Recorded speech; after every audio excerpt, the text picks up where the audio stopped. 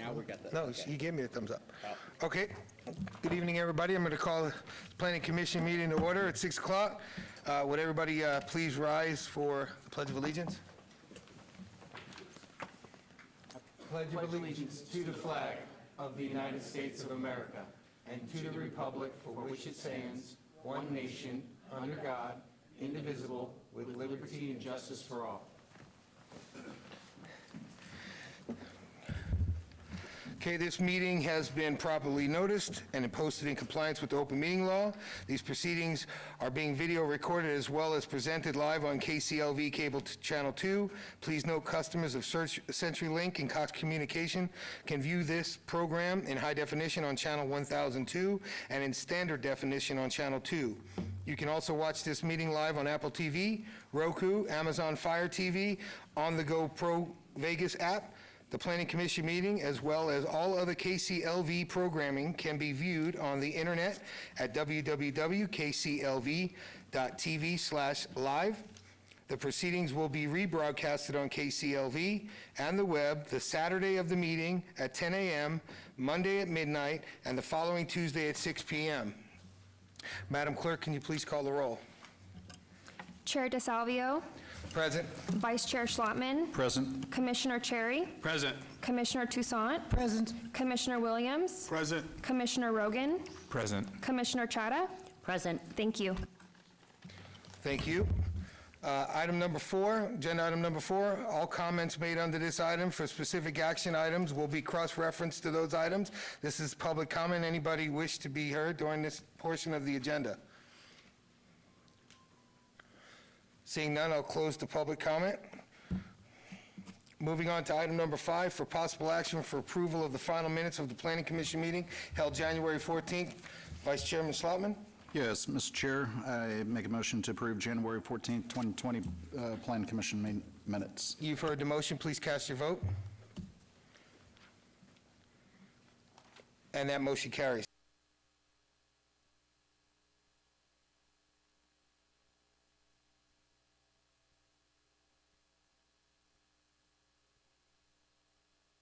Okay, agenda item 6 for possible action. Any items from the Planning Commission staff and/or the applicant wish to be stricken or held in abeyance to a future meeting may be brought forward and accepted upon at this time. Please state your name for the record. Thank you, Chair DeSalvio. Jennifer Gaynor from the law firm Dickinson Wright, here on behalf of applicant Walmart Stores, Inc., item number 36. We would request to hold this item in abeyance. We had discussions with Councilwoman Diaz's office, and she just wants some more time to do due diligence before we hear this. Okay, thank you. Good with that. What meeting date? So we need to know what meeting date. And that would be 30 days? Okay. Okay, so we'll move on to the housekeeping items. Mr. Chairman, staff has some housekeeping items as well. The applicant wishes to obey items 25 to 27 to the March 10th, 2020 Planning Commission meeting. This is the second abeyance request for item 25 and the first abeyance request for items 26 and 27. Thank you. Okay, this is noticed as a public hearing. Anybody wish to be heard? Any questioning on those abeyance items? Seeing none, I'll close it. Commissioner, Vice Chairman Schlottman. Yes, Mr. Chairman, I would make a motion to hold items 25, 26, 27, and 36 to the March 10th, 2020 Plan Commission hearing. You've heard the vote. Please cast. And that motion passes. Moving on to one motion, one vote. The following items that may be considered in one motion, one vote, they are considered routine. You good? No. Okay, they're considered routine, non-public, and public hearing items. All public hearings and non-public hearings will be opened at this time. Any person representing applicant or a member of the public or a member of the Planning Commission not in agreement with the conditions and all standard conditions of this application recommendation by staff should request to have them items removed from part of the agenda. Through the chair, if I could quickly disclose on items 9 and 10, I'll be abstaining from that. Families in the cannabis industry, and I shouldn't be voting on that. And then item number 14, I believe I live just or inside the notification area. Doesn't affect me any greater or lesser, so I will be voting on that. Thank you for that abstention. Anybody else? Seeing none, I'm going to read the related items under one motion, one vote. Related items 7 and 8, abeyance SUP 77904, applicant Nevada State High School, owner Tiana Village LLC, for possible action on a request for a special use permit for a proposed public school secondary use at 7240 West Azura Drive. Staff recommends approval. Abeyance item SDR 77922 for possible action on request for a site development plan review for 1,409 square foot public school secondary within an existing building. Staff recommends approval. Related items 9 and 10. 9, SUP 78061, applicant Boulevard Medical LLC, owner GE 714 LLC, for a possible action on a request for a special use permit for a proposed 5,053 square foot marijuana cultivation use at 714 South First Street. Staff recommends approval. Item number 10, SUP 78062, for the possible action on request for a special use permit for a 2,319 square foot marijuana production facility. Staff recommends approval. Item number 11, SUP 78107, applicant QC Financial Services, Inc., owner MBSB NVTX Holdings, LLC, for a possible action on a request for a special use permit for a proposed 1,160 square foot auto title loan use within an existing financial institution. Specified use with waivers to allow 8-foot distance separation from a residential use where 200 feet is required, to allow a 1,160 square foot tenant space dedicated to the use where 1,500 square foot is required, and to allow window signage that does not comply with Title 19.12 standard at 3149 North Rancho Drive, Suite D. Staff recommends approval. Item number 12, SUP 78109, applicant QC Financial Services, Inc., owner by Roberdon Family Trust, for a possible action on a request for a special use permit for a proposed 1,170 square foot auto title loan use with an existing financial institution, specified use with the waiver to allow a 130-foot distance separation from a residential use where 200 feet is required, to allow a 1,170 square foot tenanted space dedicated to the use where 1,500 square feet is required, and to allow window signage that does not comply within Title 19.12 standard at 1942 East Sahara Suite A. Staff recommends approval. Item number 13, SUP 78080, applicant Quickie Convenience Center, owner LKY Inc., for a proposed action on a request for a special use permit for an existing 1,365 square foot car wash, full service, or auto detailing use at 4,400 North Jones Boulevard. Staff recommends approval. Item number 14, SUP 78135, applicant owner Downtown Sanchez LLC, for a possible action on a request for a special use permit for a 1,235 square foot time limited establishment with 3,880 square feet on an outdoor seating area at 623 South 4th Street. Staff recommends approval. Item number 15, SUP 78140, applicant Eldorado Cordova, owner Las Vegas Arts District Development LLC, for a possible action on a request for a special use permit for a proposed 2,587 square foot tavern limited establishment use with 1,500 square foot outdoor seating at 1017 South First Street, Suite 180. Staff recommends approval. Item number 16, SUP 78144, applicant owner Gas Station Lot LLC, for the possible action on a request for a special use permit for a proposed 2,450 square foot beer wine cooler off-sale establishment use with a waiver to allow a 343-foot distance separation from a city park where 400 feet is required at 2051 East Sahara Avenue. Staff recommends approval. Item number 17, related 1718, SDR 78068, applicant Volunteers of America National Service, owner Las Vegas VOA Elderly Housing, Inc., for a possible action on a request for a site development plan review for a proposed 2-story, 43-unit building addition to an existing 75-unit senior center apartment development with a waiver to allow a 65-foot residential adjacency setback where 69 feet is required at 4445 Diamond Head Drive. Staff recommends approval. Related item 18, TMP 78069, for the possible action on a request for a tentative map for a proposed 2-unit condominium subdivision, Ward 3. Staff recommends approval.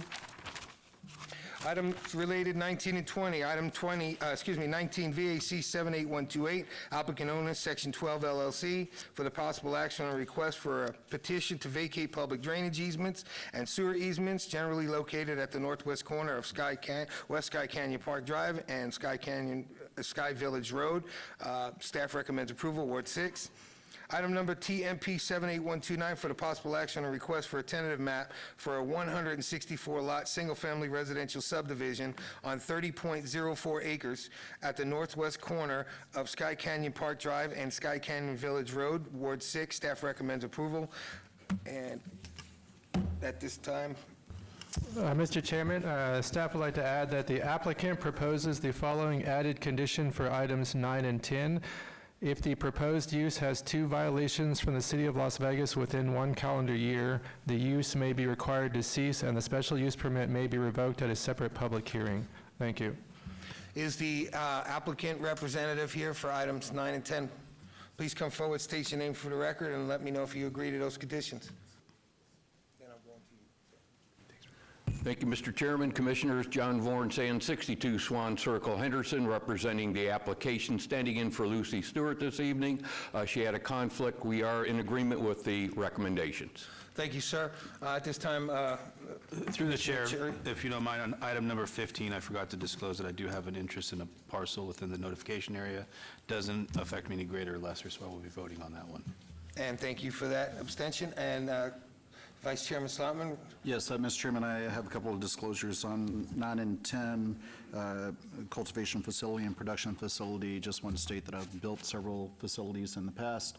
I'm not in any way related to this application, and as I have in the past, I've voted on these items, so I'll be voting on those tonight. On item 15, Eduardo Cordova, I'm under contract on that particular project, so I'll be abstaining on that. thank you, sir. Mr. Chairman, Peter Lowenstein, Deputy Planning Director. On items 9 and 10, the applicant agreed to the recommendations. If he can just clarify he's agreeing to the added conditions so that the record's clear that they're in agreement with that, that would be appreciated. Thank you. Please state your name for the record. Mr. Chairman, once again, John Vorn, Sand, representing the application. We are in agreement with the additional conditions as read into the record by staff. Thank you, sir. This is noticed as a public hearing. Anybody from the public wish to be heard on any of these items? Seeing none, I'll close the public hearing. Turn it over to Vice Chairman Slotman. Yes, Mr. Chairman, on items 1 through 20, the one motion, one vote items, 7 through 20, one motion, one vote items, I would make a motion to approve. Okay, you've heard the motion. With the added With the added conditions. With the added conditions conditions as on read that. into the record by the planning department. Thank you. Thank you. And that motion carries. And Mr. Chairman, items 18 and 20 are final action unless appealed to the city clerk's office within 7 days. Items 7 through 10, 13, 15, 17, and 19 are final action this evening unless appealed to the city clerk's office within 10 days. Items 11, 12, 14, and 16 will move forward to city council and be heard as a part of their agenda on March 18th, 2020. Thank you. Okay, moving on to the public hearing items. Related items 21 through 24. Item 21, abeyance VAR 78088, applicant Mario's Market, owner Johnson Family Trust II, for the possible action on a request for a variance to allow a roof sign, wall signs, and a marquee sign to cover 100% of the building's elevation where 20 is the maximum allowed, and to allow a 9-foot tall roof sign where 8 feet is the maximum height allowed at 1960 North Martin Luther King Boulevard and 1425 Lake Mead Boulevard. Staff recommends denial. Item number 22, abeyance SUP 77686 for the possible action on a request for a special use permit for a proposed open-air vending transit sales lot, Ward 5. Staff recommends denial. Item number 23, abeyance MSP 77687 for the possible action on a request for a major amendment to an existing master sign plan for a proposed LED display roof sign, Ward 5, staff recommends denial. And item number 24, abeyance SDR 77688 for the possible action on request for a site development plan review for a proposed 250-square-foot restaurant. Ward 5, staff recommends denial. May I have the staff report, please? Mr. Chairman, staff finds no evidence of a unique or extraordinary circumstance to support the requested variance. The project does not meet conditional use regulations for the open-air vending transient sales lot use, as the applicant proposes to operate past 8 p.m. and will be located 0 feet from a residentially zoned lot. Finally, the structure itself is temporary in nature, as demonstrated by the need for a temporary power pole and for employees to escort customers to a closed market in order to utilize restroom facilities. Staff finds the existing remote kitchen open-air vendor is appropriate for temporary use and not as a permanent structure open for business on a regular basis. Therefore, staff recommends denial of all applications. Additionally, the applicant proposes the following added condition to item number 23. Prior to issuance of building permits, applicant will submit updated elevation drawings depicting wall signage occupying no more than 20% of any elevation, a roof sign not to exceed 8 feet, and no wall or marquee signage on the west elevation. Thank you. Thank you. Please state your name for the record. Good evening. I'm Laura Drea, 520 South 4th Street, and I'm glad to be here with Mario Berlanga for this matter, which is a two-part application required to keep an ancillary kitchen with an LED roof sign within the parking lot of his grocery store. I'll start with the kitchen, but to do so, I must first describe Mario's establishment. It's one of few full grocery stores in the west side. It has produce and a butcher shop with cuts of meat that are difficult to find elsewhere. It stood as part of the fabric of the historical west side for more than 60 years, 25 of which were presided over by Mario himself.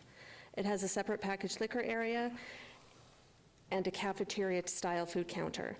The food counter is the most active part of this business.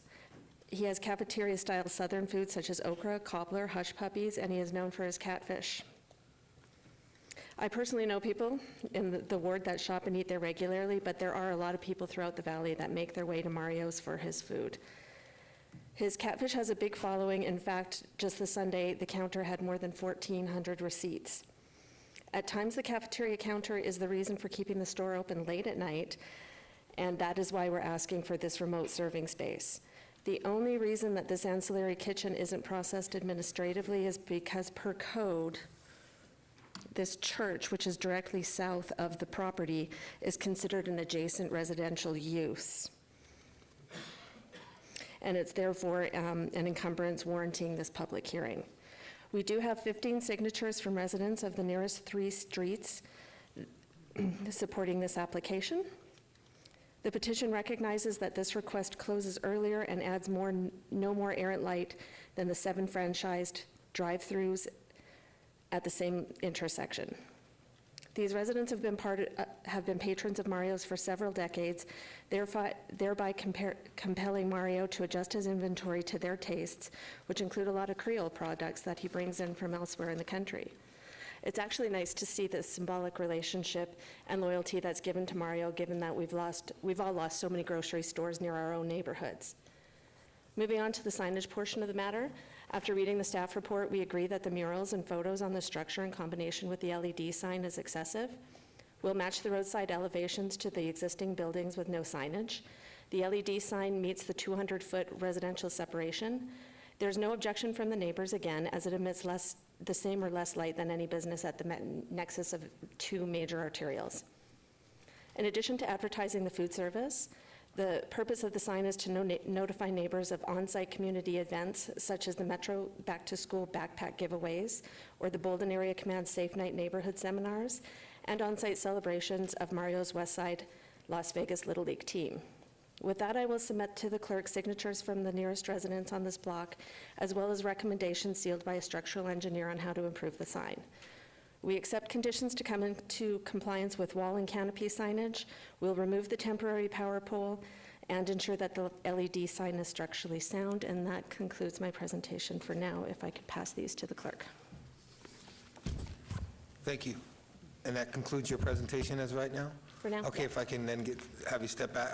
This is public comment. I'll let anybody that wish to be heard on this item, please come up. I'll give you 1 minute. State your name for the record.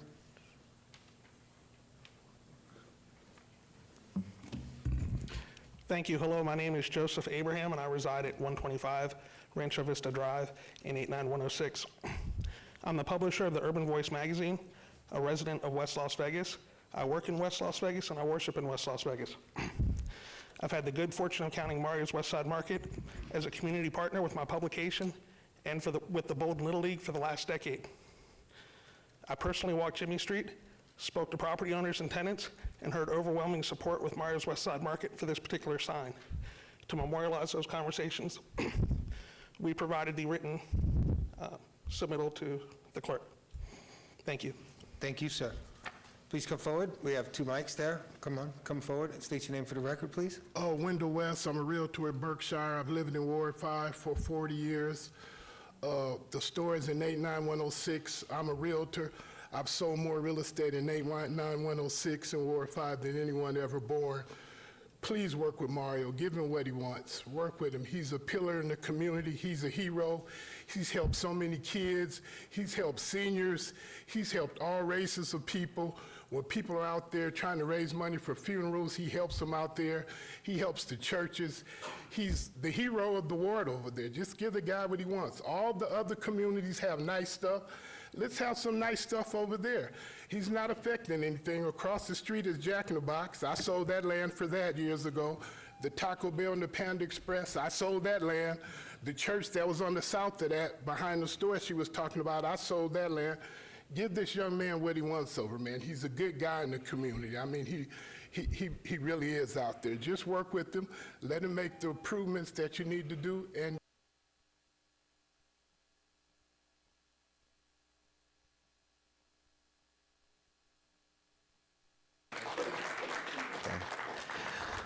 My name is Brian Harris. I'm the owner of the Black Book and Black Book Media. One of the things I can say about Mario's is in this community especially, and especially with the black community, the ability to communicate, to get information out, runs through Mario's Market. A lot of times we don't know what's going on unless we hear it through Mario's. Having that sign and the ability to communicate to the community there is essential to its growth for the people who live there. Again, as a person who focuses on media in the black community, I support 100% Mario's sign. It's needed as we attempt to educate our people. That is a sign that will be beneficial for the community to know what's going on in their community. So please work with them, make it happen. Thank you very much. Good evening. My name is Royal Byron. I'm the owner of Nevada's First Barbers College, and I support Mario. He has been in our community from day one. I'm a lifetime resident and a proud owner of the first barber school in the state of Nevada, and Mario is where all my students go to eat. That's the only way we can get some soul in our neighborhood. So at the same time, that sign would be a very good privilege. It shows a potential to be Amber Alert and a lot of other things that we can use from that sign. So with that, I would love to advertise there. We need it. It's kind of hard for us to be in the unity, but we support Mario 100%. Please come forward, state your name for the record. My name is Andre Batiste. I'm a longtime associate and friend of Mario's. I believe that his whole effort here is to serve the community the best he can. I don't know what the code or procedures or policies is for this kind of signage, but I would appreciate if all you guys can work with him to make that available for himself as well as the community. He is part of the community. He serves everyone there, and I thank him for his services. Thank you.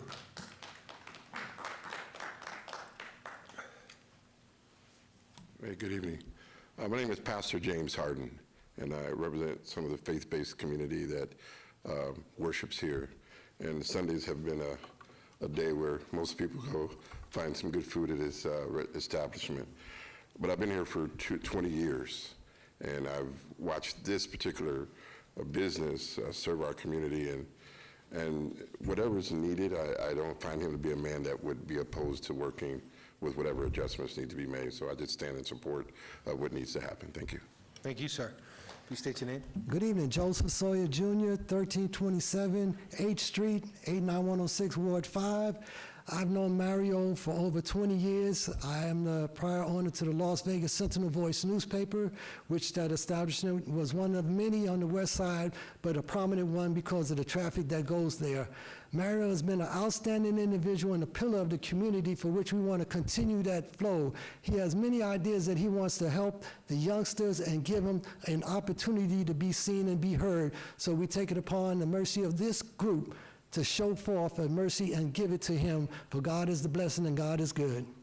Thank you, sir. Hi, my name is Max Allen. I'm the owner of Big Max's Dogs, and I've been a pillar. I've been in the community for over 53 years, and I live at 2204 Travis Street, and I've been going to Mario's West Side Market ever since I can remember, when it was Jimmy's West Side Market. And that sign helps us out a lot, because it let us know what's in the inside. It let us know what's going on in the community. So if you can work with him and help him out and see whatever he got to do to keep the sign up, to go forth with this, we appreciate it. Thank you. Okay, seeing none, I will close the public comment, turn it over to Commissioner. Commissioner Williams. Thank you, Mr. Chair. Before I opine on this particular item, I'd open it up to my fellow commissioners for any comments or questions they may have. Okay. Commissioner Rogan? I just need some clarification, I think, on item 21, the variance. It seems as though, based upon the concessions made by the applicant, that we would no longer need that variance, correct? For staff, I guess. Applicant? Through you, Mr. Chair, they would have to submit new drawings so we could verify that, I think, before we could eliminate that variance, because we haven't seen any new drawings showing the elimination. Okay. Go ahead, ma'am. After discussing with the planner assigned to the case, that while we wouldn't need a variance to have the wall signage and the canopy signage, and we do meet the 200-foot separation from the nearest residential for an animated LED sign, because it is visible from more than 400 feet where the nearest residence is, that one out of the three components to the variance would still go forward. Okay, ma'am, let's see, because I'm looking at item 21 and it's to allow the roof sign, I see. Okay, so that would be the requested variance for item 21 then? Correct, because the roof sign is LED and animated, that's the only reason why. Okay. And other than that, some of the comments that were made tonight were about how useful that sign will be to advertising. There was a simple request that someone wanted to use the sign to advertise. This is not an off-premise sign, and the applicant understands that, right? Correct. We had some discussions with staff over the nuances of this site is located within the Historic West Side, so therefore, community announcements for Historic West Side and or children that are missing within the Historic West Side would be considered on-premise. The discussions resulted in saying, you know what, you can apply for an off-premise sign because it doesn't have any other encumbrances. For example, if there was another billboard within, I think it's a 1,500 feet radius, we would not be able to apply for off-premise sign. Right. We were relieved to hear that as of tomorrow, we can ask for an off-premise sign, maybe with the conditions that it not be for-profit advertising, but that's to be discovered at a later date, and more so to discover community events and celebrate the Historic West Side and how well their teams are doing, et cetera. Okay, so you may apply for an off-premise sign in the future? Yes. Okay. So far, we're just limited to the events that are on site, such as the Halloween parties and the bicycle giveaways and the backpack. Okay. In coordination with Metro. Thank you, Laura. Just in various comments, I went back and forth about this item because to me, I really wasn't quite sure what its purpose was. It was part sign, it was part kitchen, it looked to me like a food truck at first, and so I really struggled with it. But at the end of the day, what really convinced me about supporting this item, which I do, is the fact that at that intersection, there's a number of different drive-through restaurants. And so if you compare this to a drive-through restaurant, it's really no different other than the people who are on foot. So I'm really not opposed to allowing this kitchen use to go forward. I'm glad that you're taking some of the signage, the percentage down to the allowable percent. That was a big concern that I had. And I'm hopeful that the conditions will satisfy the securing of that sign so that it's not a hazard. So with that being said, I would like to share that I will be supporting this item tonight, or these items. Thank you. Anybody else wish to be heard?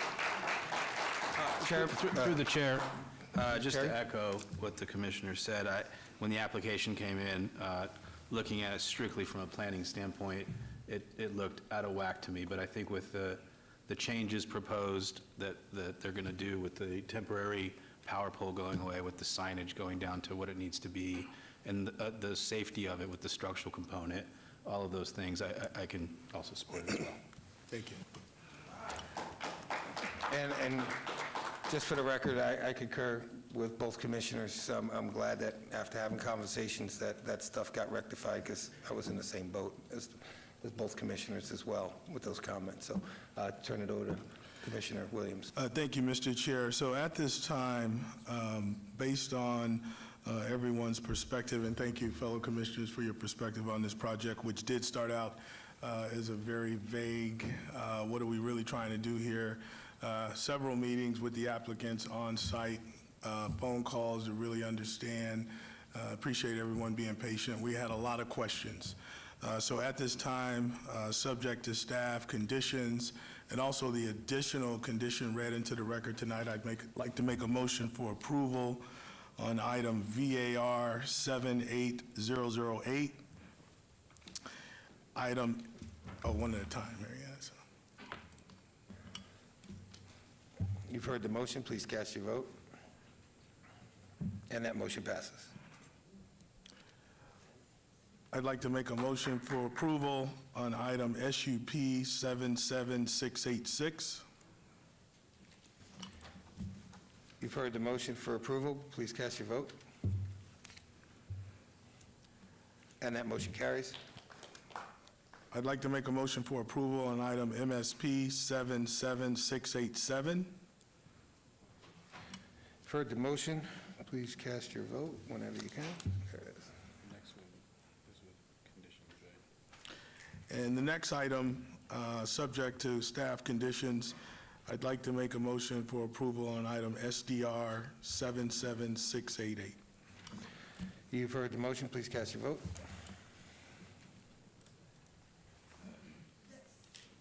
And that motion carries. Mr. Chairman, those items will move forward to City Council and be heard as a part of their agenda on March 18th, 2020.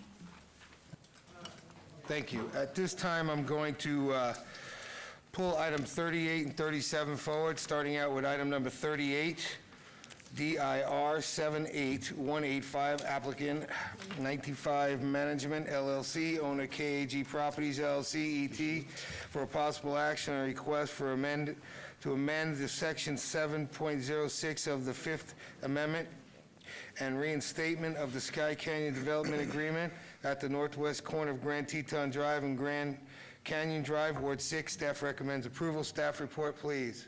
Thank you, Mr. Chairman.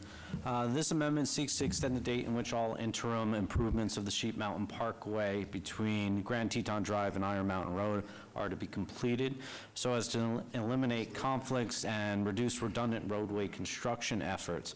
The language has been agreed to by the city and the master developer and will replace section 7.06 Romanet 6 of the agreement in its entirety. Thank you. Thank you. Applicant, please come forward. State your name for the record.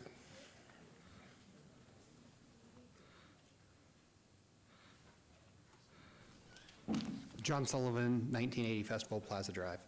I don't have anything to add, just wanted to be available if there's any questions. Thank you. This is noticed as a public hearing. Anybody from the public who wish to be heard on this item? Seeing none, I'll close the public hearing and turn it over to the commission.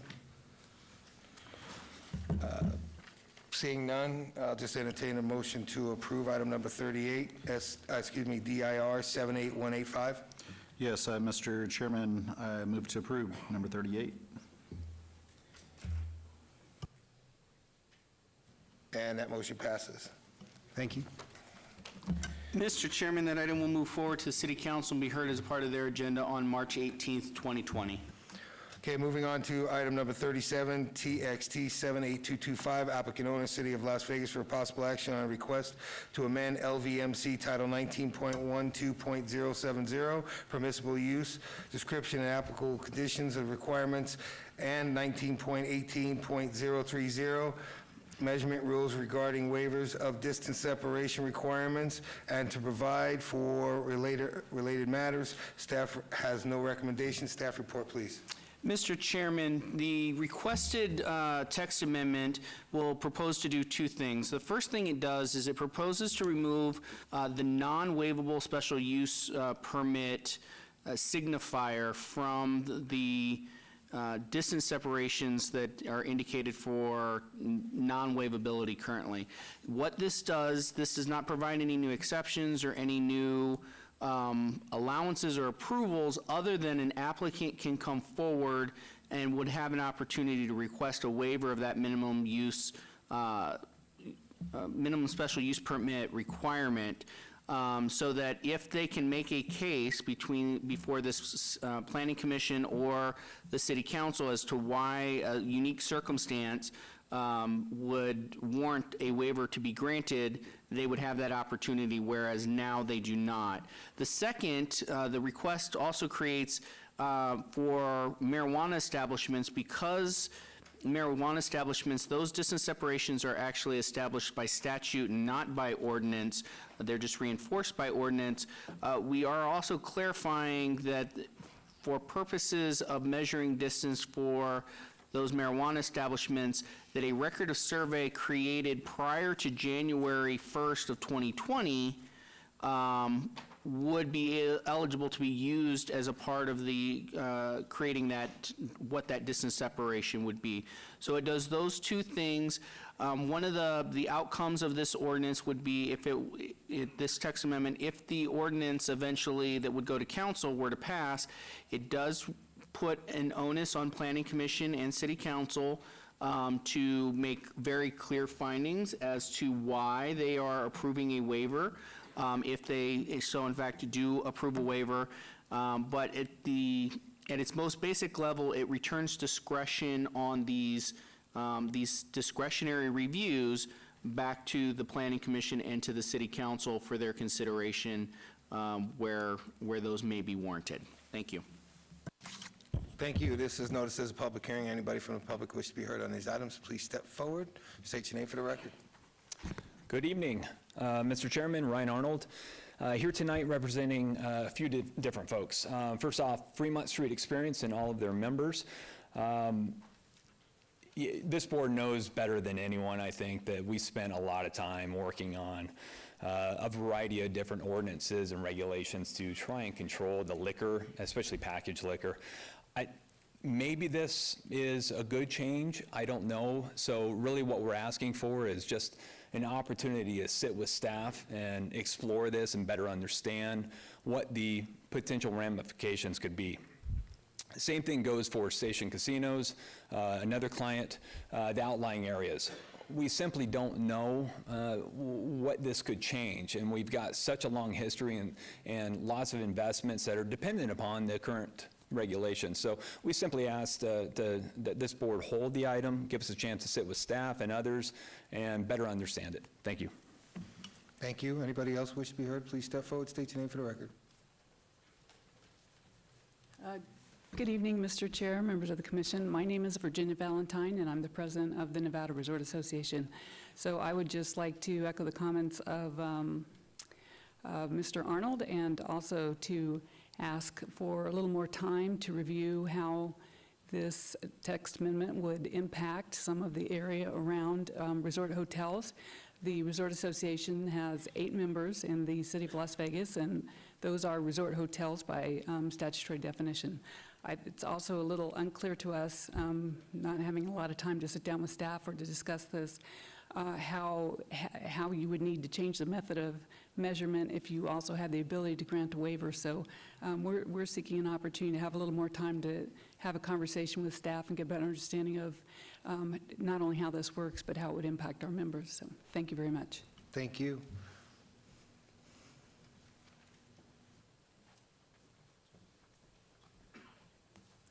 Good evening, Mr. Chairman, members of the commission. For the record, my name is Erin McMullen Midby. I'm here representing the company I work for, Boyd Gaming. I just want to echo the comments of Ms. Valentine and Mr. Arnold and seek some more time to get our hands around this. I think our understanding is that this could be more of a wholesale change in that obviously those places where waivers are currently required or prohibited are put there for a reason, and so taking that away might be impactful, and we just want to make sure we fully understand it before we get into anything else. So thank you so much. Thank you.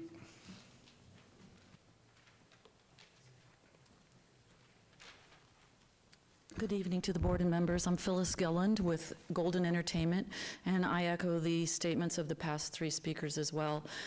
These have been in place for quite a while. Again, we're not sure exactly what the reasoning for the wholesale change is, and we would like the opportunity to do the reviews as well. So thank you. Thank you. Okay, seeing none, I'll close the public hearing, turn it over to the commission. Commissioner Rogan. Thank you, Mr. Chairman. I'm glad to hear some of the comments about how this, the genesis of this text amendment, because I was very unclear as to where this is coming from. So perhaps staff can enlighten me as to what is the policy reasons behind these changes? What is the impetus behind it? Have you been receiving complaints or concerns from applicants regarding, the problems with putting nightclubs within certain distances of other uses?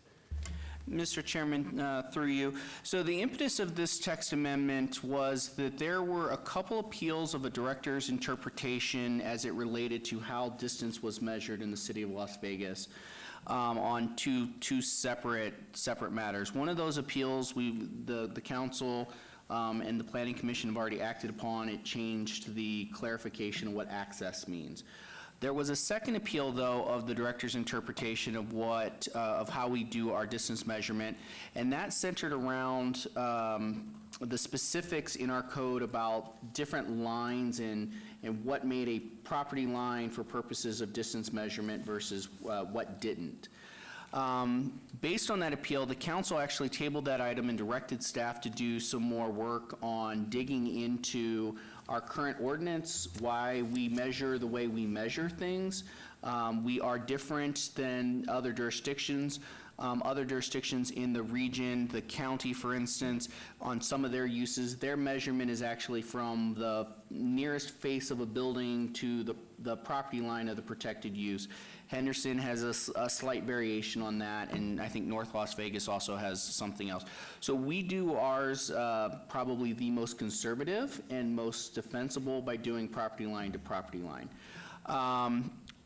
But the request from council, specifically from a couple members of council, was, is there a way, though, that we can do this better when we do have projects that may have legitimate reason to request a waiver? As you've seen in our code, we have created niche exemptions to the distance, the non-waivability of the distance separation. So for instance, several years ago, we had someone that wanted to go into a regional mall.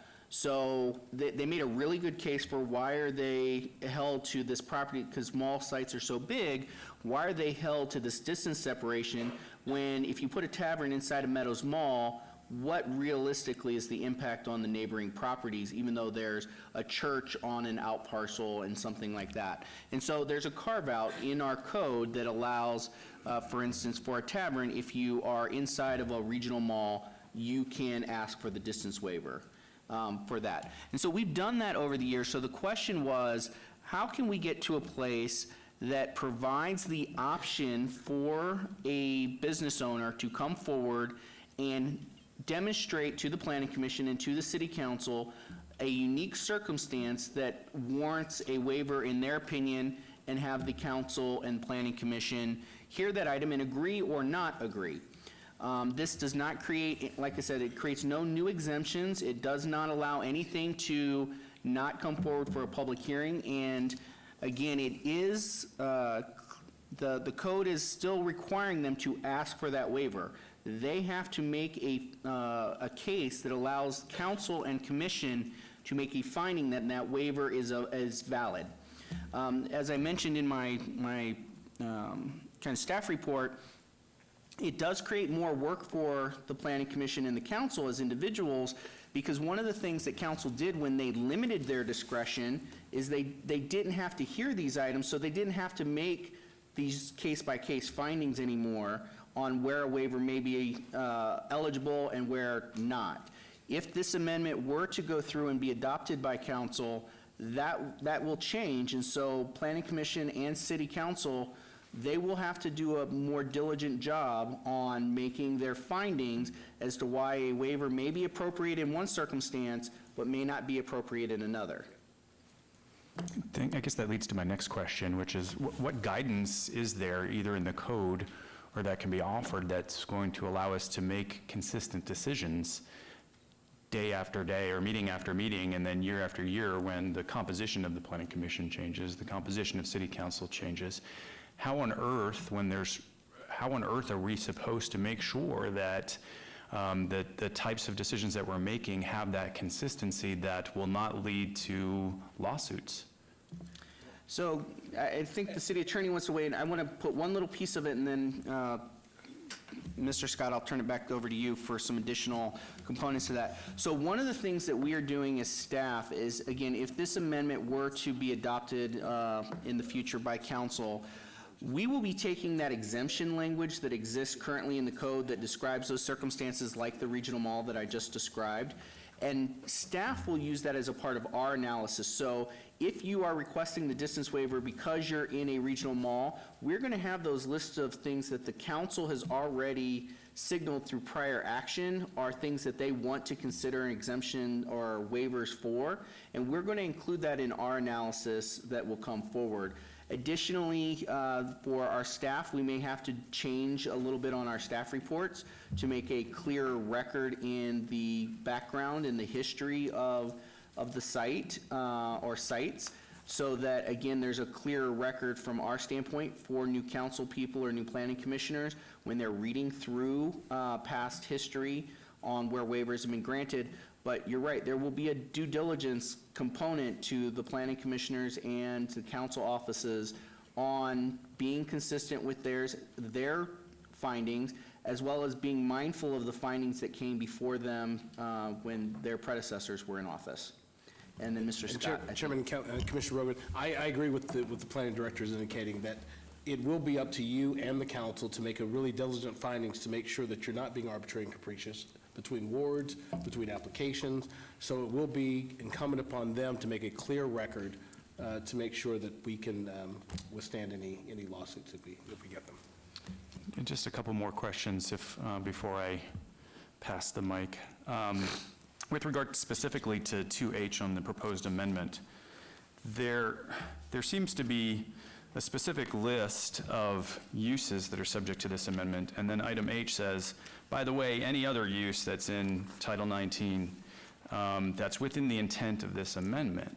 So who is determining that, whether a particular use is within the intent of the amendment? Is it staff? Is it us? Is it City Council? Ultimately, it'd be up to the City Council to make that determination. Okay, but it comes to Planning Commission first. So if it's coming to Planning Commission first, and there hasn't been a decision on a particular use that's not specified in here, are we able to make a decision, or do we just immediately pass it to council to say this is within the intent of the amendment? Mr. Chairman, if I may through you, so there's two prongs to that. First off, the Title 19 and our various special area plans provides for the director to make that first line interpretation of whether something is intended to be or is similar enough to some other situation to treat it a certain way. All of that is subject to, as I kind of prefaced the history, is subject to an appeal of interpretation.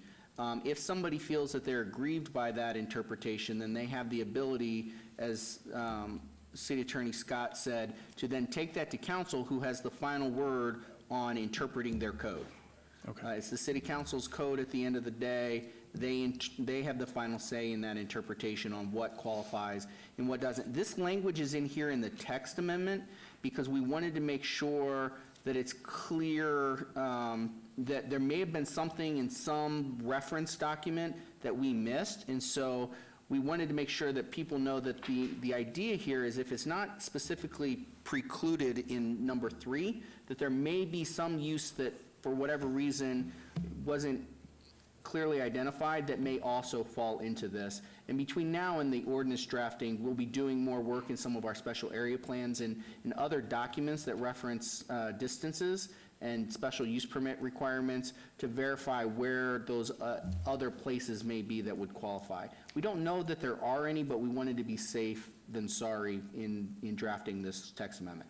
It seems to me a bit that this change is placing some more administrative burdens upon you and your staff and the wholesale change that's being proposed. I mean, are there any other administrative burdens that are being placed upon your staff with regard to this proposed change that you think we should be aware of?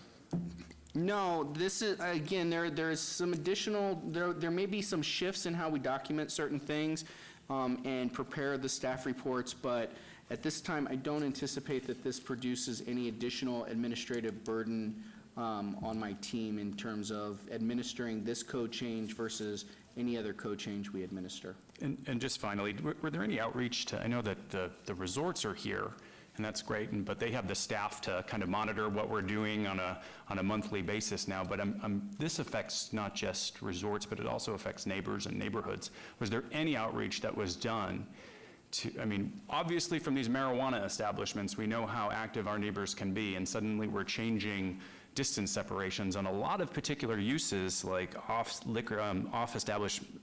establishment liquor sales and nightclubs that our neighbors are going to be upset about if they're suddenly placed in the vicinity of their neighborhoods. Was there any outreach that was done by you or your staff to notify neighborhood associations, bring them into a conversation about this at all? So it's two-part is my answer. So one, yes, there's the standard noticing that we do for all text amendments. So this was noticed in the newspaper and the agenda was published, and most of our neighborhood associations are actually on the mailing list to receive the agenda. But you are right, someone has to pay attention in order to get that notice. The second piece, though, is that this change doesn't mean that a nightclub will go in your neighborhood where it previously couldn't. It will mean that a nightclub could propose to go in somewhere where right now the distance separation is non-waivable if they can show to this body and to the city council that they can be operated in such a way that they are not impactful on those protected uses for which the distance separation was established.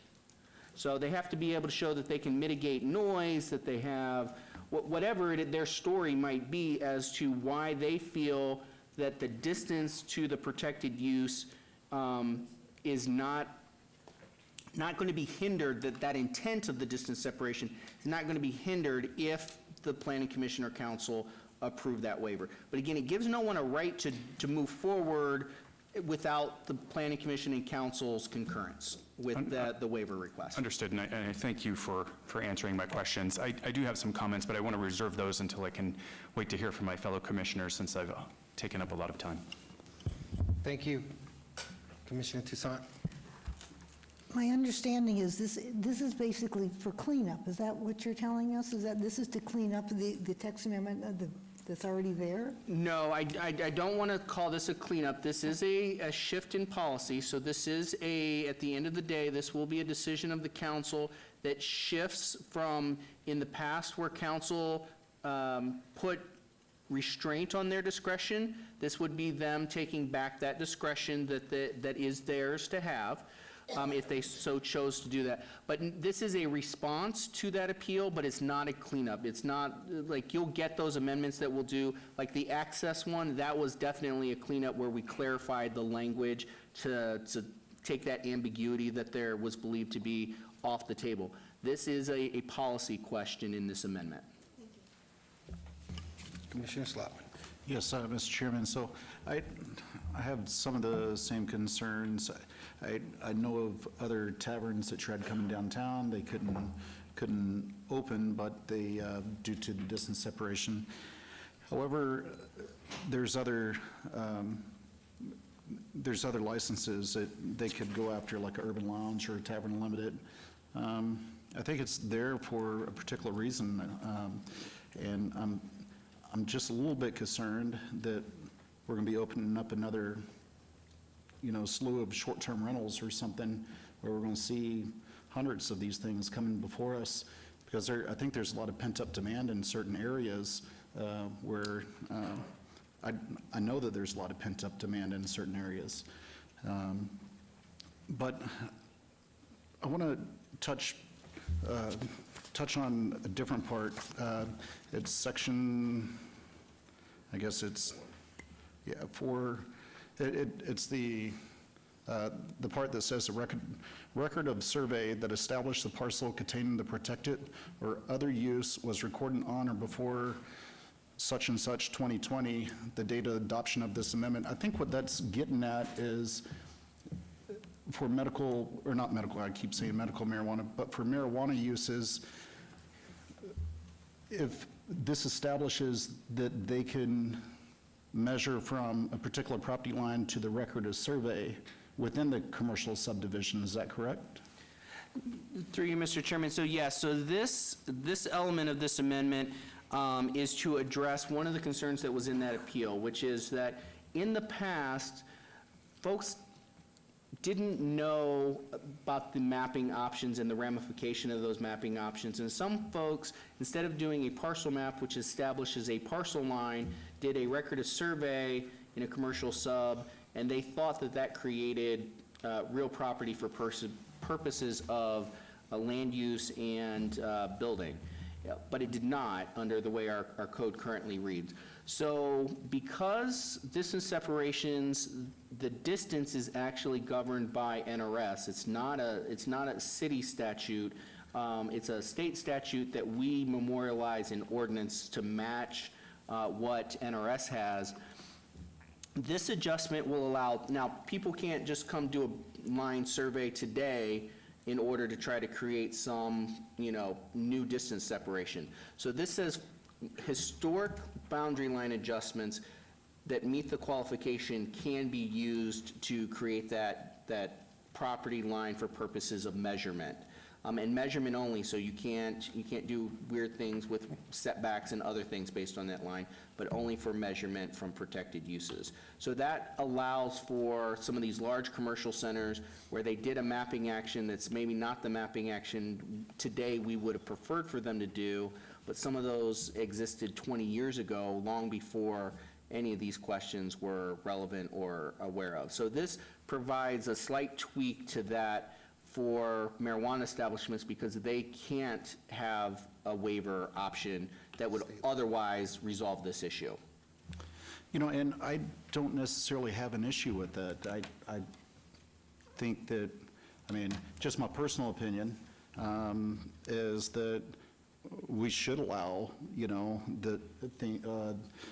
these items to be measured to a record or survey. Because if you have let's say if you have something such as the shopping center at, let's say, Charleston, Decatur, the Walmart, PetSmart, all the other stuff in there, that's fairly large. If you have to have a 1,500-foot distance separation, you have something across the street, if it could be 3,000 feet, 6,000 feet before you get to the next use. But if you measured to the record of survey, then you would have the distance that's required. So I do like that part. I don't know why we have to have why we have to say if it was recorded before this date in 2020, why that couldn't go forward, and why we can't measure to a record of survey in the future, because I think that would be a good tool to use for some of these larger subdivisions. So again, the reason for that was because the argument was that they used a mapping tool in the past to create these lots, not to circumvent the rules, but to achieve their, not parcelization, but their configuration that made sense financially for them so that they could sell off a piece of the commercial sub, but they took that mapping action versus a different mapping action, like actual parcelization, creating the lots that we normally use. The purpose of this setting the date from before this was introduced, it means that someone can't come forward today, like I said, create boundary line or not a boundary line adjustment, but a record of survey in some attempt to circumvent the distance separation. So it provides some level of surety for the community and for the council that we're not creating some loophole for some new person to come and abuse that system, that it really is meant, what was it intended for, to address what may be a historic inequity with the previous mapping actions versus what our code called for.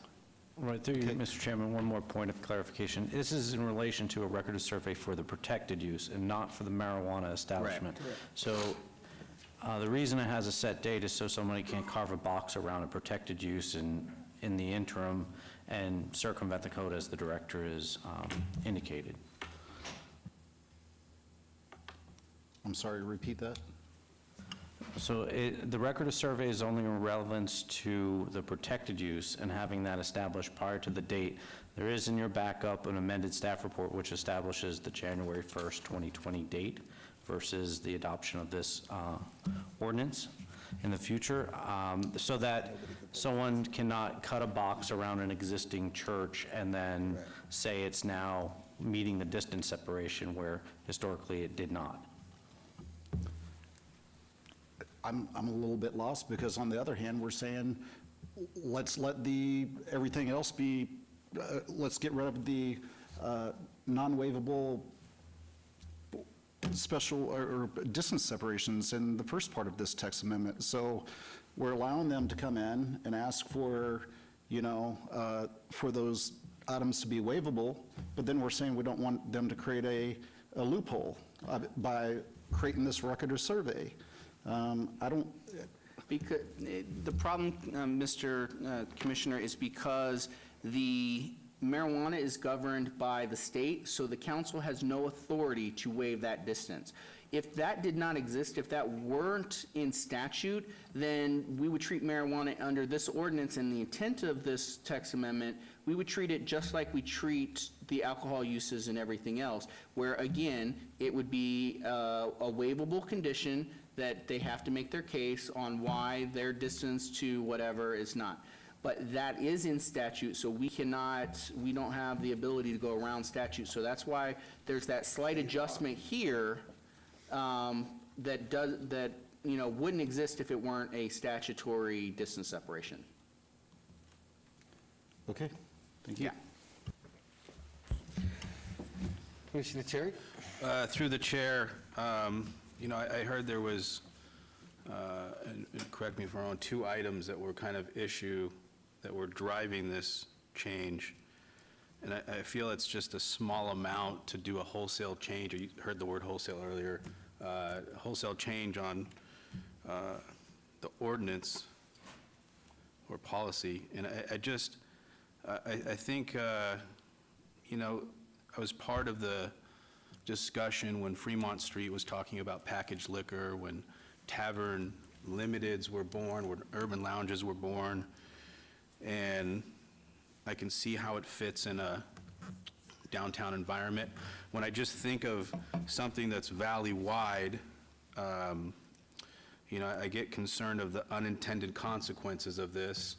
I think Commissioner Rogan mentioned one about homeowners out there being noticed, and it's something where if a person does their homework and they go into a neighborhood and they do their due diligence, and that's where they plant themselves, and the next day they wake up and everything's changed across the board. And granted, they have to come before a waiver, they have to come with the waiver before commission.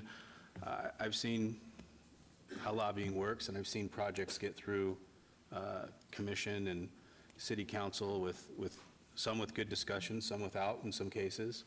I see a wireless communication facility. So now all of a sudden, we're getting applications for waivers. I would think we get quite a few of them, where I think the current code works well with keeping that distance separation, not being able to ask just right off the bat. Same thing with grocery store with alcohol. You have Mario's that just came forward, and now all of a sudden someone can just ask within that 1,000 feet, and something that might be cherished in a neighborhood goes away. And I do believe in open markets, but there's a point where, you look at the suburbs that try to be stable, and you go and open a liquor establishment, a tavern. You invest $1 million, you look at all the metrics, you find your parcel, you can get it zoned, you open up business, and now all of a sudden,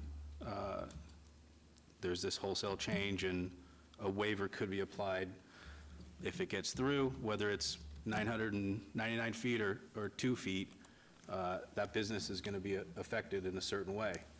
And I just feel like what I was hoping that we would have some time to have some more discussion to see, and maybe we would get to the same place of a text amendment that we're looking at now, but maybe there's some ideas that are a little more creative that address the concerns. It sounds like there were 2 that were brought forward to kind of spur this. So, for example, if there was something in a different ward that planning was seeing, 10, 12 requests, and we just were denying them, maybe that's something that's more focused in that area that gets approved that kind of goes with what's happening in the area. But just to go like a wholesale change across the board, I can't support it the way it is. And again, I'm hoping that there is a chance that there is more discussion. If not, that's currently where I sit. Thank you. Thank you. Commissioner Tata? Chairman, through you, I tend to believe that non-waivable standards have a chilling effect on businesses that are unnecessary, and I think removing the non-waivability actually compels the Planning Commission and the City Council to subjectively view businesses or the SUPs on a case-by-case basis, where denial of a waiver, denial of an SUP waiver is done more on a subjective manner, not arbitrary and capricious. I think that would allow and promote business and on a case-by-case expansion. And rather than having a unilateral, non-waivable distance separation, that it creates a stringent environment for potential business growth. And that is something that I have an issue with. You have a lot of businesses that, because distance separations are precluded from opening, and it's a very stringent, non-waivable distance separation. And I think if there is a way to modify that, and I think this amendment does provide that manner, where, again, it does, I don't want to say create a burden on the Planning Commission or the City Council, but we would have to really get to know the project and really understand what they're trying to do and whether there's a prejudicial effect on the surrounding businesses or the distance separation. And I think with this amendment, again, not to beat a dead horse, but it promotes businesses and it allows businesses to come in, and if there is no prejudicial effect on that distance separation, I think it's a good thing. So I would support this amendment. Thank you. Anybody else? Thank you. Yes, I do. Commissioner Rogan. I just think that we have a lot of questions with regard to this issue, and I think one of the public comments was this seems kind of sudden to consider, and given the magnitude of the change, I think that we need to have some more time for all of us to consider this, allow further opportunity for public comment at a later hearing, perhaps from neighborhood associations if they're notified with regard to this change. So unless anyone else has any public comment, then I'll reserve and wait. Okay, I do. I just want to make sure that I understand the nuts and bolts of this. So, Ms. Summerfield, then I'll ask you about how the process is, okay? But I'd like to go into it. First, I need to know, and just to make for clarity, right now, should this should we vote this to go on to city council, they still have to have, at city council, they have to talk about this. Then after they make their decision, it still has to go to a recommending committee. Then after that recommending committee, it has to then go back to city council. So we're talking what? From today, if it moved forward, a month and a half, 2 months before, which would give Aaron and Vicky and all of you guys ample opportunity to pound out what your concerns are. Would that be a fair statement, number one? Yes or no? Almost. Okay. So there's actually one more step in there, He's so always that gonna wait. actually benefits this part of the conversation. So actually, after today, it would move to the bill, what would ultimately be the bill sponsor. They will take whatever recommendation the Planning Commission has into consideration in the actual drafting of what that ordinance would look like. So the comments from today's meeting, any formal recommendations that are made as a part of whatever the motion might be, whether it's a motion to deny or to not adopt this change, but if it were to go forward X, Y, Z, or the reverse, if it is a recommendation to pass it with the following changes or what have you. All of that is forwarded to the bill sponsor for them to advise staff at the planning department and the city attorney's office on what they want that ordinance to look like. Then, as you said, then it is introduced at a council meeting. It's on the agenda for what we call second reading. It has another public hearing, which is called the recommending committee, and then finally it has the meeting where it's eligible for adoption, where big things like this are often also comment is usually accepted by the city council and the mayor, either through public comment at the beginning of the meeting, or she may actually open the item up for additional comment during that meeting as well. So there are more opportunities to comment on this. At present, I would not expect, based on where we're at with the other ordinances we're working on, I would not see this, even if what we call fast-tracked it, I don't see this being introduced before, at the earliest, it would be the second meeting in March, probably not until the first meeting in April. Okay, so... Introduced at council and then eligible for adoption about 45 days later. Okay, so we're talking at least moving this forward, kicking that can to the electeds. You're looking at least 2 months for situations to be hammered out and deals to be cut either way. Okay. Number two, should this pass, in order for it to move forward, again, you stated that you have to have findings in order to justify the reason for allowing it. Because from what I understand is all this does, if we were to move this forward tonight, is it gives the ability, and should it pass city council, it gives them the ability, the discretion to the elected officials to work within each and every one of their wards, knowing what the best interest of those people of those wards. Like Commissioner Chata said, it will help in a way to possibly, there's no guarantee here, just because this passes doesn't give anybody the right to get anything. It only gives them a right to get a bite at the apple. And they still might bite the worm, biting that apple. But pushing this forward just takes the handcuffs off each and every one of these elected officials up here to have the ability to work with their constituents. Because, I mean, I'd hate to say if you got a person, and I'm just using this as an example, you have a person that's 1,000-foot distance separation on, say, whatever, and you got the guy next to him that's 998 feet. The way it is right now, he doesn't get a shot at that. Meanwhile, that might be the best location, best thing since sliced bread, and he can't move forward. But allowing this to go forward, he can at least come up with a good finding to allow him to have that use, which then puts somebody else in business, which creates jobs. And all we're talking is maybe a few feet that would have hindered him prior to that. That's where I understand it to be. It still has to pass planning.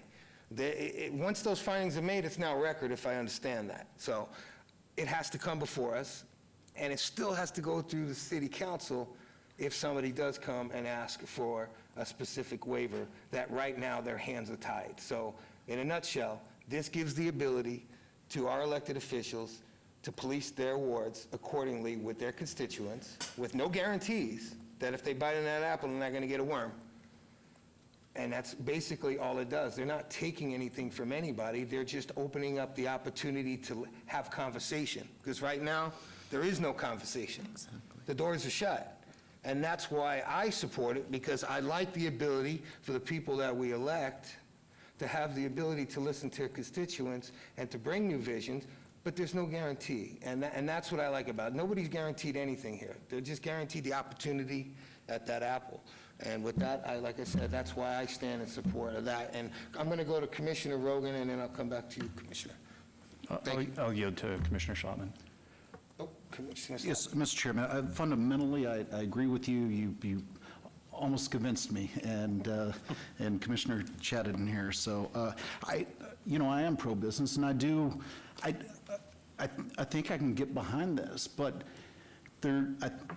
I think this is one of the most engaged planning commissions, one of the smartest planning commissions. We come from all different backgrounds, from the Strip, from private industry, from public sector, and I think one of the benefits of the planning commission is looking at these items, vetting them, and giving suggestions to city council. And I think if just my personal opinion, if we took this and we met with staff at our briefings before the next Plan Commission hearing, thought about this, and could offer advice and suggestions, because right now, I think we offered a lot of comments, but no suggestions. And there might be certain things that we can add to this. So if it was held for 30 days, I think I could get behind it. But right now, I think there's still certain questions in there that I would have. Thank you. Okay, if I could just answer off of him and then turn it over. That's just it, though. What is your suggestion? Because all they're stating, and just hear me out, because this is what I'm trying to understand here. All they're stating is saying, hey, open it up for the conversation, but nothing's really changing. They're not guaranteeing anybody any waivers. What they're saying is you're taking the handcuffs off me and you're giving me the ability to have that conversation.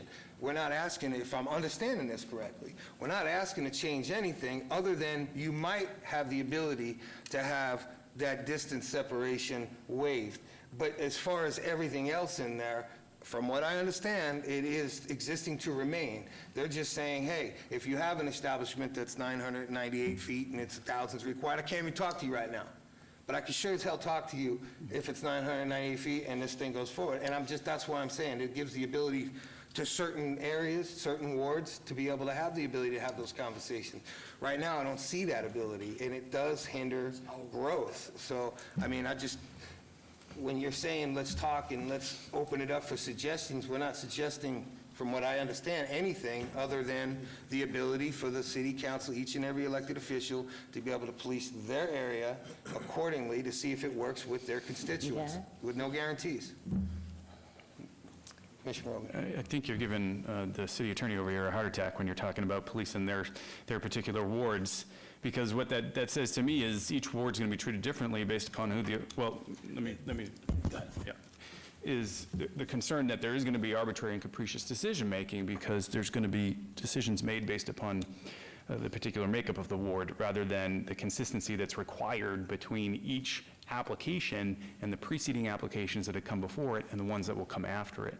And so those are the major questions that I have, that I want to be certain of before we proceed and vote on this. And secondarily, this is going to change our meetings. This is going to change, as Commissioner Schlottman brought up. So I don't want to just say, let's kick this to the electeds without giving this due consideration. It has a significant impact on what we're doing, and as it was pointed out, and I think as staff has made clear, it's a significant change. Let's give it 30 days. Let's think about it. Let's meet with staff some more so we understand it, because, on Section 4, I still don't understand that whole boxing out the protected use thing, and I want to make sure I understand that before we proceed, and I think that's going to take some time.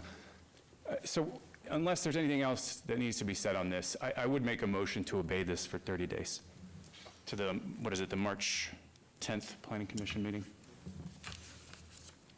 Commissioner Todd, did you have any comment? I do. I will disagree with Commissioner Rogan. I think that paragraph 4 or section 4 has been adequately explained by Mr. Summerfield in that this is dictated, the mandates are dictated by the state. So the amendment specifically excludes in paragraph 3 the distance separations between A through D, which are dealing with marijuana use and social use venues. That being said, again, I really like this amendment. I like it because it opens up opportunities for business that have been shut down unilaterally by the text that is on the books right now. And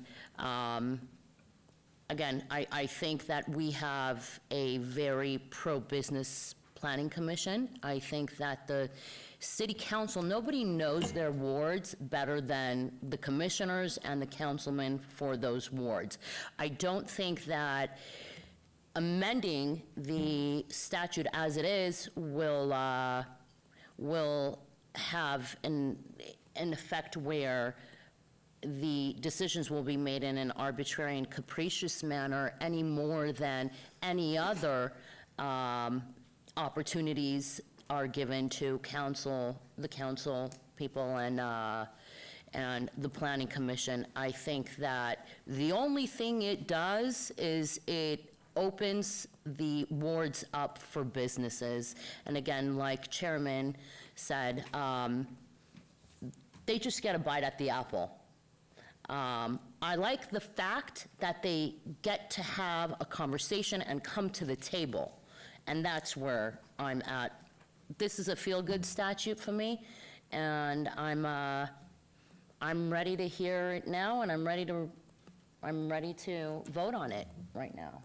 Okay, so please reinstate your motion.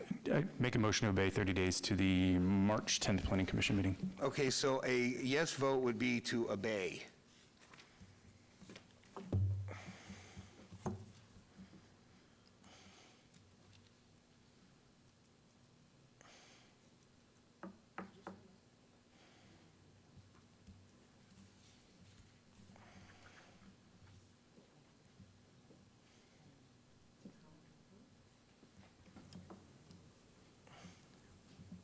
Is that a verbal?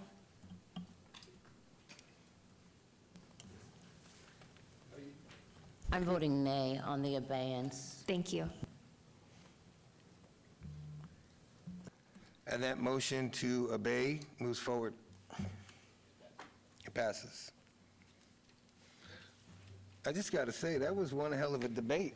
I like that. First time in 2.5 years I heard some stuff like that. Yes. Okay, moving on.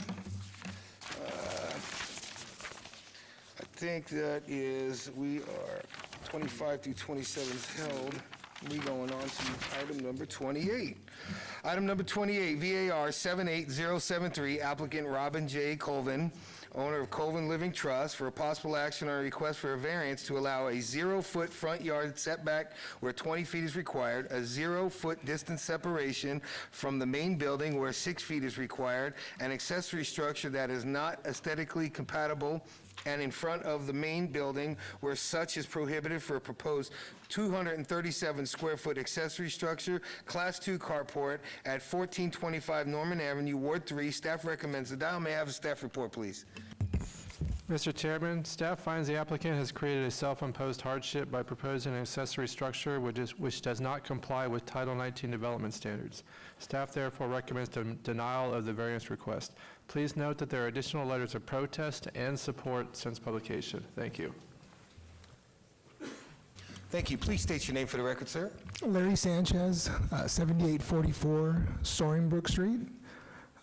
Engineer representing the homeowner regarding this. We're asking staff to request a variance, a zero lot line variance at the front setback for this new attached 237 square foot carport. Homeowner needs shade for parking their car on the driveway, and a variance would allow this, other than like a detached garage. We're looking for approval, and I have here the owner as well. Also, for the record, we did get one of these approved on 13th Street, I believe, a couple months ago. This material is made out of non-combustible materials, so fire department has looked at this as well. Thank you, Larry. Does the homeowners wish to make comments? Please state your name for the record. Yeah, I'm Robert Colvin at 1500 South 13th Street. And last year, at almost this very day, I asked for my 2 carports at 1500 to be approved, and you did approve them, and I appreciate it very much. I enjoy them very much. My daughter lives at 1425 Norman.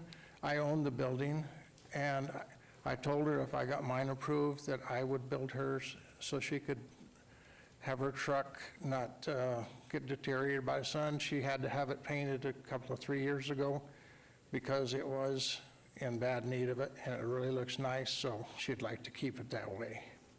And I would appreciate it very much if you can get it approved for her. It's my daughter. Thank you. No other comment? This is noticed. Comment, honey?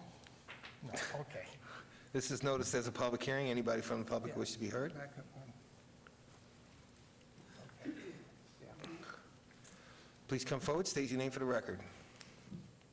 Hi, my name is Michelle Madar Cohen, and I'm a neighbor, different street. I write something in English that it's a little bit hard for me to read everything, but because it takes me long, maybe somebody can read it aloud for me. There is a possibility, so someone can read this. Oh, your Could you statement that have you want to submit for us? somebody read dirt for, yeah. Go ahead. Oh, okay. Thank you very much. I appreciate. Are you, before he reads that, are you for it or opposing? Are you for the She's car? for it. Well, Yeah, let her tell me that. I support his request. You support it, his Yes. request? Okay. Yes, but I didn't send it yet, but I probably need to send it with the attached We'll submit that for the letter. record. We'll submit it after he reads it for the record. You want to Keep it submit under a this minute. also? Go ahead, set the clock. Okay. Yeah, my comments to variance 78073. First, I support this request. I think that the city of Las Vegas needs to change things, that we, the people who live in this old town that are mostly middle to low income, will be able to get regular permit to put a shed, carport, to protect our car in this city weather of Las Vegas without going through all these committees that cost a lot, as well as much suffering to the residents. As far as I know, and if I'm not mistaken, the county of Las Vegas do give regular permits for metal carport on the 20-foot setback, detached or attached, I'm not sure. I'm sure that I can arrange hundreds of signatures of this neighborhood residents who would be very happy with this idea to have regular permit to have carport. I hope that the municipalities will be willing to consider the local residents and allow the necessary change in the law to allow a regular, normal.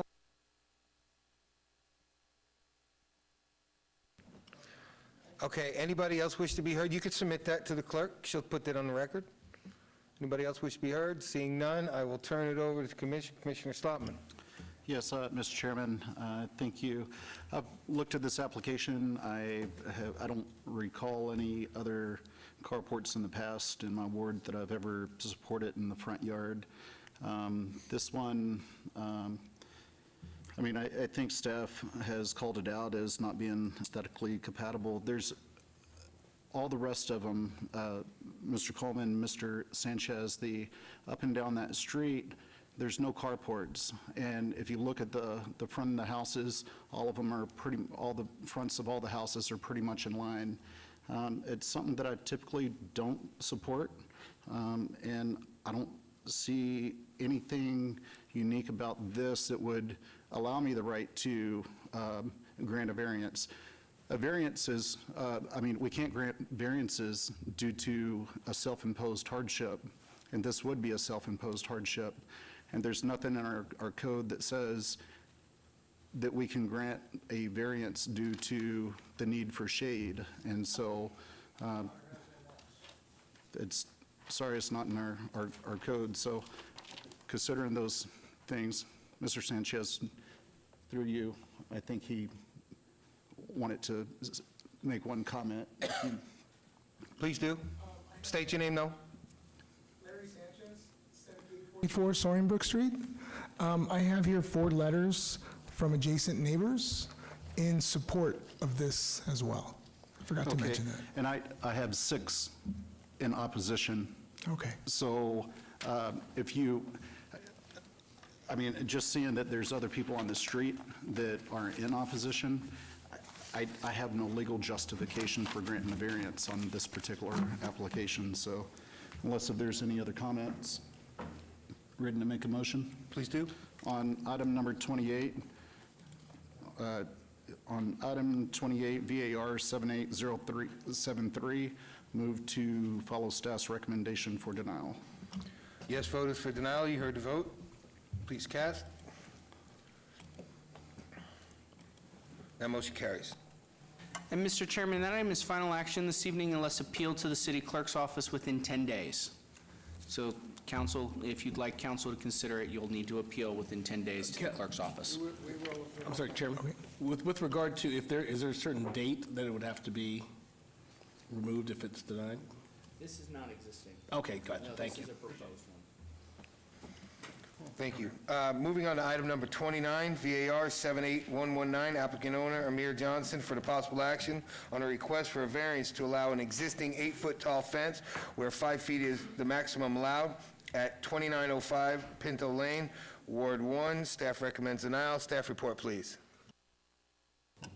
Mr. Chairman, no evidence of a unique or extraordinary circumstance has been presented, and that the applicant has created a self-imposed hardship by constructing a wall that does not comply with the Ranch Acres development standards. Staff therefore recommends denial on this application. Please note that there are additional letters of protest since publication. Thank you. Thank you. Please state your name for the record. My name is Amir Johnson. Okay, if you'd like to explain your application. Well, I'm a professional athlete, and I'm rarely home, and my house was burglarized, and my wife and my kids are home, and they just needed something for protection, and my gate was, small and a little flimsy from the previous neighbors, and this is probably my first year from being from my professional, career and season, being around here, and I just wanted to have something, safe, around my house, and I had to, build a fence. Okay. Would you like to say anything? Or you just there for moral support? Yeah, I'm just here for more. So I'm Corvon Cornelius. I'm his best friend. So we just built the gate, and we didn't understand like what happened because we didn't change the structure of anything. I spoke with him in the meeting about it, and so we just were we submitted the police report for the break-in, and just trying to keep people. They jumped right over the gate, like it was a small gate, so they jumped over. So we just brought it up a little bit. So. Say your name one more time in the mic, just so the clerk has it. Corvon, C-O-R-V-A-U-G-H-N. Cornelius, C-O-R-N-E-L-I-U-S. All right, thank you very much. This is noticed as a public hearing, so I'm going to open it up to the public. If anybody wishes to be heard on this item, please move forward. And if I can get you guys just take a seat till the public comment, and then I'll have you come back up for a rebuttal. Thank you. Please state your name for the record. Good evening. I'm Robin Fishner, F-I-S-H-N-E-R. I live at 2709 Pinto. We too were burglarized, and the fence that they put up, though I wish that they had followed the rules and gotten permits beforehand. The fence is beautiful. I do think there's a need for it. The neighborhood is changing. There's more property crime than was before, and as being someone who was burglarized, I too would feel more comfortable with an 8-foot fence, so I understand, because they're not here, how his family must feel. So I am for him getting his fence. That's what I wanted to hear. Okay, next, please. State your name. I just have a few things that I am her husband. According to the police... I need your name, though. My name is Mark Wolfson, okay? I live at the same address. And according to the police, we set a record here in Las Vegas. We were burglarized on the first day we moved here. And 2 people were caught in our house, and the house was surrounded by 17 police cars. So it was a pretty daunting day for us. And we believe, and I support exactly what my wife said there, follow the rules, do what you can do, but Mr. Johnson, what he did, made a beautiful fence. He enhanced the property as well as his protection, and we too feel at risk. And because there is a lot of crime here, and people come to that neighborhood because there is things to have there. So I support it. I hope that the city council can understand that, and also recognize that in the neighborhood, there are a number of properties on Palomino and on all the corners that have fences and gates well beyond the 5-foot level. Now, I know there may be rules that say, well, if you're a corner house, you can have it, or if you're on Palomino, you can have it, which is the backyard of us. I don't understand how that would change. Stick to this application, though, okay? I don't know how that would change the neighborhood. Okay. Thank you. Thank you. Anybody else wish to be heard, please come forward, state your name for the record. Eric King, 2601 Pinto Lane. I'm against this. It doesn't meet the code. The reason you have this code the way it is we have the rural atmosphere in our neighborhood. It's one of only 1 or 2 areas in the city that has this current zoning. I think it's Ranch Acres, okay? People like it because it's open, it's rural-like. One of the reasons is you keep your fencing at a proper level. If this goes through, you set a precedent. In a matter of years, the whole neighborhood's gone down the tubes. Thank you. Thank you. This is known as public hearing. Seeing no one else, I'll close it, turn it over to commissioners. Commissioner Rogan? Thank you, Mr. Chairman. You know, I struggle with these wall height variances, and we've had a number of them in Ward 1, especially in Oakey, and think of the last meeting. This is an older neighborhood, and there's a lot of non-conforming structures, either built with variances or built without variances. So it's a really difficult question when someone either comes before us before building or gets caught after building and is doing the right thing and asking for a variance. I think one of the public speakers mentioned there's a lot of non-conforming gates on Pinto Lane itself. I walked it on Sunday. I met with Mr. Johnson on Sunday. There are a lot of non-conforming gates in that whole neighborhood. I took a look at this fence. I don't think the fence is a problem. I don't know that it's going to lead to the degradation of the community if this fence is approved. I do think, based upon the unique conditions of this land, that a fence here of this height is appropriate, and I would be moving to approve that. Is that a motion? It's a motion. Thank you. Okay, you've heard the motion. Please cast your vote.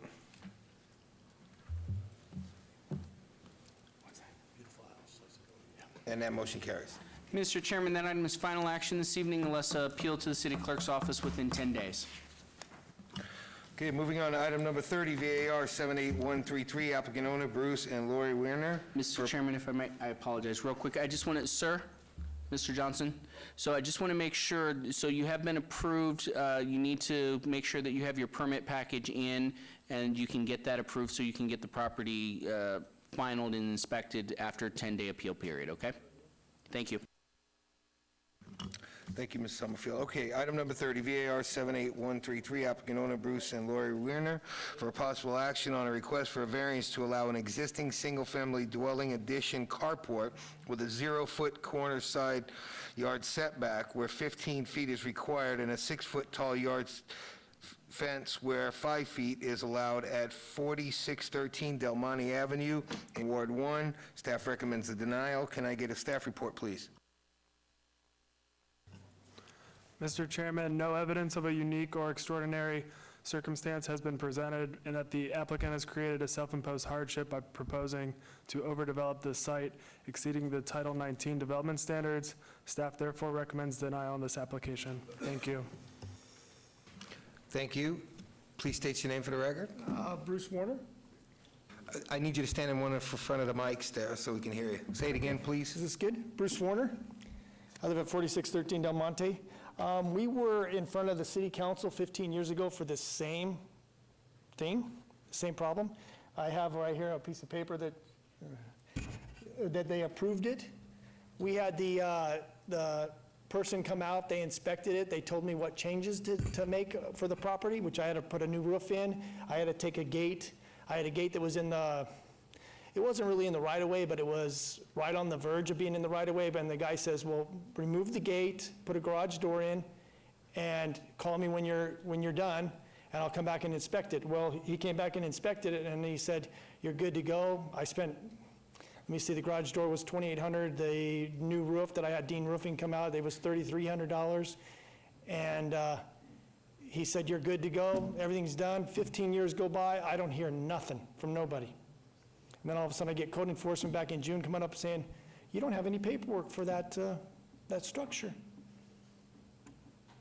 So now I'm here again in front of the people, which back in June I asked everybody, who do I go talk to, who do I see? Everybody gave me the runaround of, oh, there's nothing we can do, you have to do whatever code enforcement wants. And then I got an attorney, and he told me, contact your city council, maybe they can help you out. So I called the city council, and then all of a sudden, I get a phone call from the director of planning. And things got moved along. So I could get, I guess, the paperwork, or the appropriate paperwork that I needed for this to be all, not draining our savings, because we're basically going broke. With paying for another variance, we had to pay for this gentleman right here to do structural engineer plans, the drawings, everything that we needed for something that was 15 years old. Now we're going through it again. And we're paying again fees, we're paying all this stuff, and now we're here again. Okay, thank you, sir. Just hang tight. This is noticed as a public hearing. Anybody wish to be heard on this item? Do you need this? Seeing none, I'll close the public hearing and turn it over to Commissioner Rogan. Sir, I just want to be clear, based upon my review of the case, it appears as though what happened is that this carport was built either by you or the previous homeowner. No, well, I've been there 27 years, but Okay, so I had somebody build it, and they told me they were getting the permits. I worked at the Venetian. let me speak, because your turn's over. The issue was you got the variance after you built it, and then you were supposed to get a building permit, which apparently never happened. And so because you didn't get the building permit, the variance was not perfected, it expired, and so that's why you're back here. I understand now. Okay, all right, so now that we've got that cleared up, I just want to be very clear that there was no mistake on behalf of staff. There was just a situation where you didn't get the building permits, and you understand you have to get a building permit Well, I if this variance is assumed approved. that when the guy came over and he said, you need to make these changes, I got Dean Roofing to come over, they changed the roof out, I got the garage door in, and I called him up, I said, okay, everything that you told me to do is done. And he came back out and he said, okay, you're done. You're all done. 15 years go by, nothing.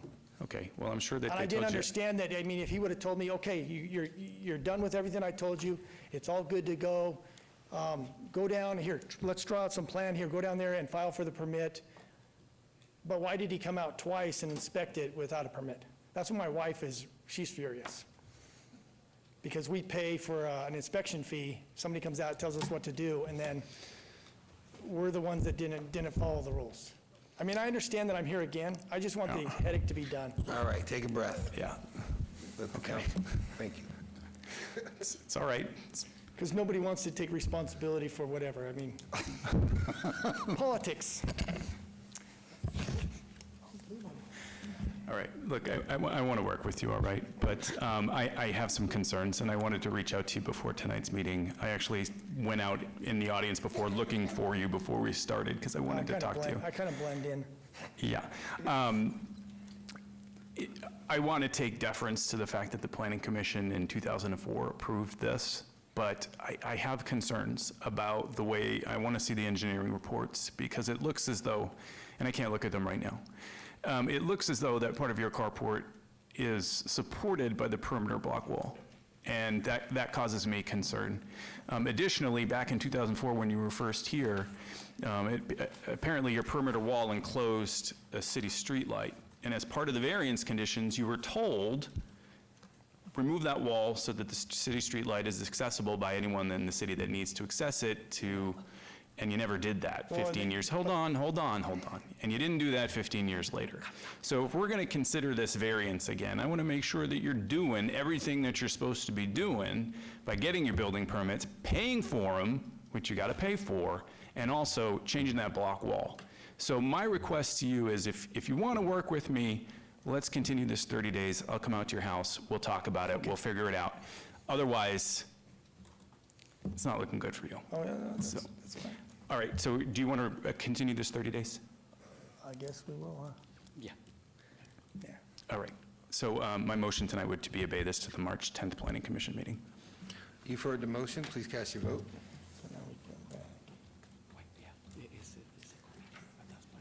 And that motion passes. Moving on to agenda item number 31, VAR 781, oh, do you have anything? Nope. Okay. VAR 78137, applicant Clark County School District Owner School Board of Trustees for a possible action and request for a variance to allow no offset improvements on Virginia City Avenue where such are required at 950 North Tonopah Drive, Ward 5. Staff recommends denial. Can I get the staff report, please? Mr. Chairman, the previously approved site development plan review for the school requires the construction of all incomplete half-street improvements on Virginia City Avenue and Tonopah Drive. The applicant intends to comply with the requirements for improvements on Tonopah Drive, but not on Virginia City Avenue. While Virginia City Avenue currently does not have half-street improvements north or south of the subject site, there are no physical characteristics that would prevent the applicant from meeting these requirements. Staff recommends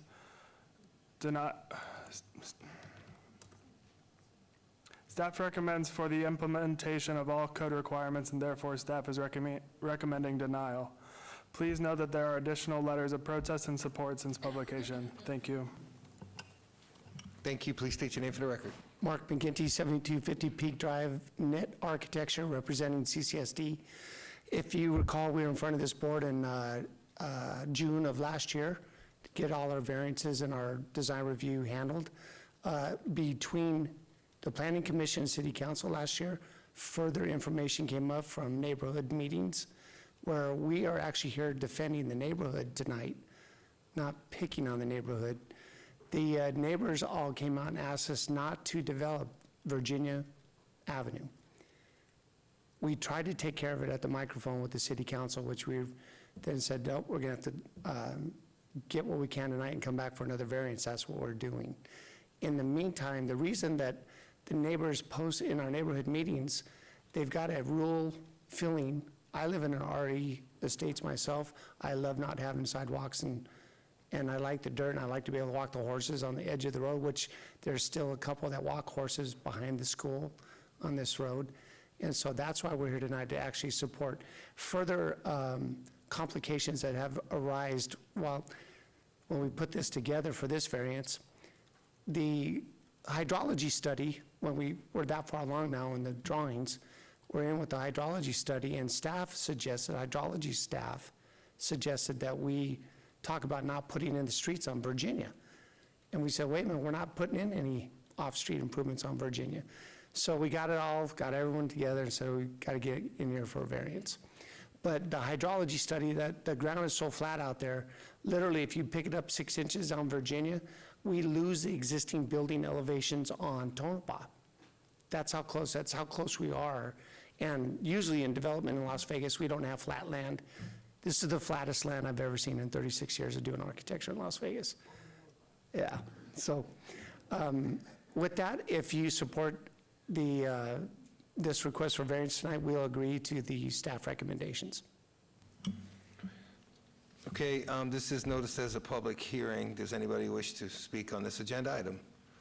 Seeing none, I will turn it over to Commissioner Williams. Thank you, Mr. Chair.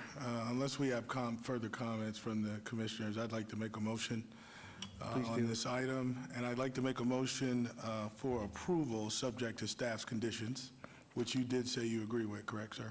Correct. I'd like to make a motion for approval on item VAR 78137. Heard the motion, please cast your vote. And that motion passes. Thank you. School district thanks you. And Mr. Chairman, that item will move forward to City Council and be heard as a part of their agenda on March 18th, 2020. Thank you, Mr. Summerfield. All right, agenda item number 32, VAR 78142, applicant owner Eric H. Woods for a possible action on a request for a variance to allow a 28-foot tall freestanding sign where 20 feet is the maximum allowed, a 298 square foot sign area where 100 square foot is the maximum allowed, and a 140-foot separation from an existing residential property where 200 feet is the minimum required for a proposed freestanding sign with visible internal and external illumination, and to allow an electronic message unit where such is prohibited at 2055 West Charleston Boulevard, Ward 1. Staff recommends denial. Can I get the staff report, please? Mr. Chairman, no evidence of a unique or extraordinary circumstance has been presented, and that the applicant has created a self-imposed hardship by proposing to overdevelop a freestanding sign within proximity to a residentially zoned use. Staff therefore recommends denial of this application. Please note there are additional letters of protest since publication. Thank you. Please state your name for the record. Mr. Chairman, Commissioners, John Vornzand, 62 Swan Circle, Henderson, representing the application. This property is located on Charleston across from UMC. It's located in an area where the front 15 feet of the property is being taken for the beautification project on Charleston. The existing sign is located in blue here. It's within that 15 feet, and it has to be relocated. It's going to be relocated to the east because of the existing building location, to the east on the east side of the driveway. The sign itself consists of two 100-square-foot panels. These panels will remain, the bottom panel will remain. The sign can be relocated in its existing condition, but the applicant would like to modernize this sign by placing a 100-square-foot LED reader panel on the top portion of the sign, replacing the Eric Woods sign here, but the bottom portion of the lower portion will remain as is. No other changes to the sign are proposed. The issue, as I understand it, is the property to the west is still zoned RE. It's a vacant property. It's master planned for office and presently for sale with a sign on it for future commercial uses. This is the only residentially zoned property fronting on Charleston within anywhere in the close proximity. The closest residential property fronting on Charleston is about 3 miles to the west at Jones, and of course many miles to the east. It's extremely doubtful that this property would be developed for residential uses. From a practical standpoint, the sign itself, which will be located approximately in this area, is not visible from any existing residences. Even the vacant property that's creating the problem here, this line here is the 15-foot line. As you can see, it'll be set back, and it'll be very, very limited visibility even to the front portion of this property, and it would be the very front of this property. We respectfully request that your approval of allowing the applicant to upgrade the existing sign. Would be glad to answer any questions you may have. Thank you, John. This is noticed as a public hearing. Anybody from the public wish to be heard on this item? Seeing none, I'll close the public hearing and turn it over to Commissioner Rogan. Thank you, Mr. Chairman. So just by way of background, and my conversations with the staff is because the city was taking that property, if they had simply were taking the sign as it existed and moving it to the location where he wants to move it to, we wouldn't be involved in this question at all. It would be administratively handled. It would be moved appropriately. But because he's requesting an LED sign to replace that existing top portion, he had to come through us with those requested changes. I've walked that property just the other day with John. He's correct. That seems to be a legacy zoning directly to the west. It's right next to Crossroads of Southern Nevada, which is an addiction treatment center. No one is going to build their dream home on that parcel, and in the near future, it's going to be coming and changed to commercial very soon, most likely. So I don't think that this is this is a situation where we should be concerned about this LED sign, and I would move to approve the variance, VAR 78142. You've heard the motion. Please cast your vote. And that motion passes. Thank you very much. And Mr. Chairman, that action will go to City Council and be heard as a part of their agenda on March 18th, 2020. Moving on to item number 33, VAR 78182, applicant owner Terry R. Helms Living Trust, for a possible action on a request for a variance to allow a 3-foot distance separation from the main building where 6 foot is required for a proposed accessory structure, Class 2 shade structure at 800 Campbell Drive. Staff recommends denial. Can I have the staff report, please?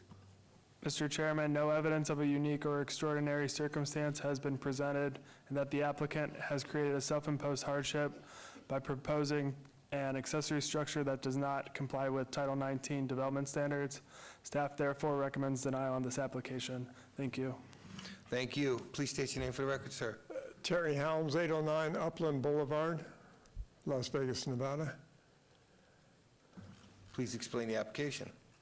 Yes, I paid for this permit back in like September, and it got kicked into the building department, and I was actually here in November for a variance to allow the connection from the house to give me 24 feet in the back. And that was approved, and this was supposed to be on there. It was my understanding the best way to get this approved was to do a variance, and somehow the language wasn't right, so I'm here again for the same thing, basically. It's a shade structure just like you see it that you guys put in the schools and the parks. It's got 4 posts. And what I don't want to do is get close to the foundation of the garage in the back, or because that's built in '85, and I don't want to get close to the wall along the alley because that was built who knows when, in the '60s or before.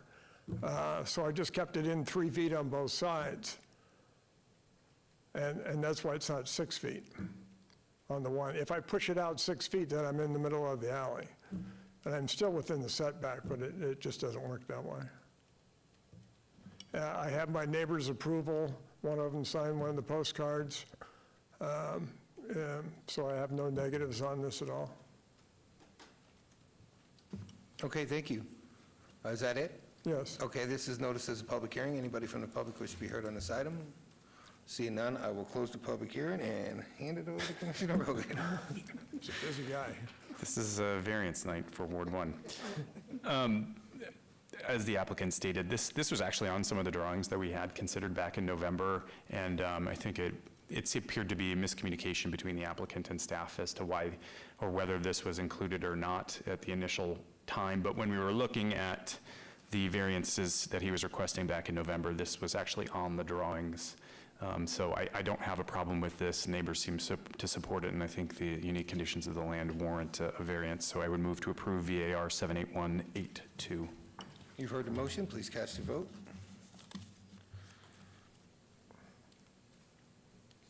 And that motion passes. And Mr. Chairman, that is final action tonight unless appealed to the city clerk's office in 10 days, meaning provided there's no appeal that you'll be able to finalize your building permits after 10 days. Thank you.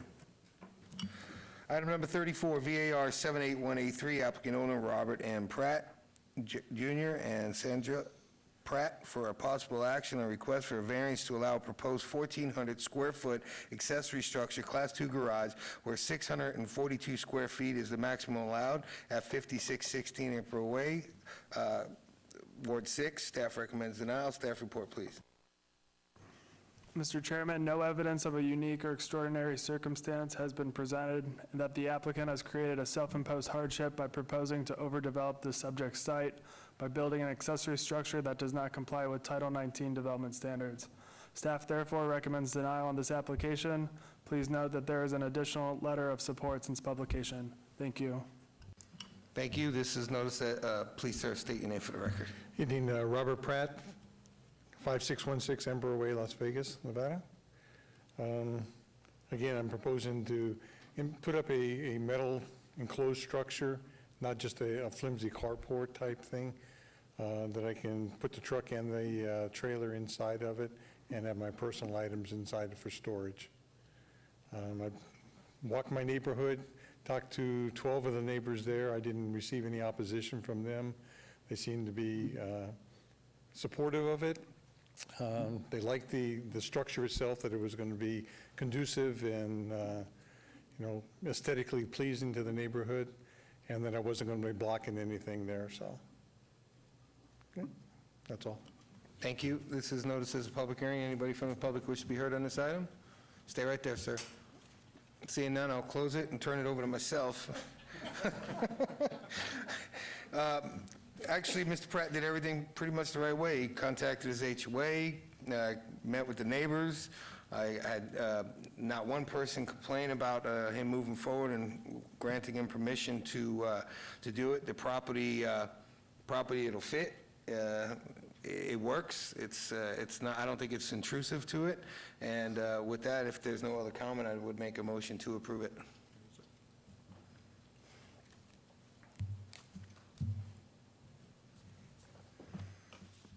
And that motion passes. Mr. Chairman, that item is final action this evening unless appealed to the clerk's office within 10 days, meaning after that appeals period, you can move forward with your building permits. Thank you, Ms. Summerfield. Okay, moving on to agenda item number 35, SDR 78094, applicant owner, the Double D Group LLC, for the possible action on a request for a major amendment on an approved site development plan review, SDR 76440, for a proposed one-unit addition to a previously approved 18-unit, three-story mixed-use development with a waiver to allow 0 additional parking spaces where 2 are required at 625 South 10th Street, Ward 3. Staff recommends denial. May I have the staff report, please? Mr. Chairman, no evidence of a unique or extraordinary circumstance has been presented, and that the applicant has created a self-imposed hardship by proposing to overdevelop the subject site. Staff therefore recommends denial on this application. Please note that there are additional letters of protest and support since publication. Thank you. Thank you. Please state your name for the record, sir. Craig Palacios, Bunnyfish Studio, 208 South Maryland Parkway.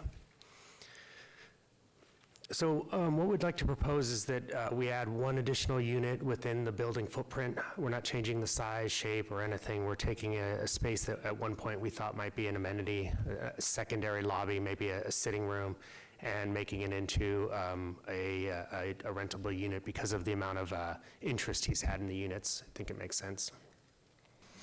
Okay, do you wish to make any comments, sir? No. Jose Pichardo, 1797 Anelli Court. I'm the owner of the property. Okay, thank you. This is noticed as a public hearing. Anybody from the public wish to be heard on this item? Seeing none, I'll close the public hearing and turn it over to Commissioner Slotman. Yes, Mr. Chairman, just a disclosure, I've worked with Mr. Palacios with Bunnyfish Studios quite a bit in the past, but I don't have any ongoing business with Bunnyfish at this point. I like the project. How do you pronounce, or what's the name of the project? It's La Bayonne. It's like Dutch for neighborhood friendly.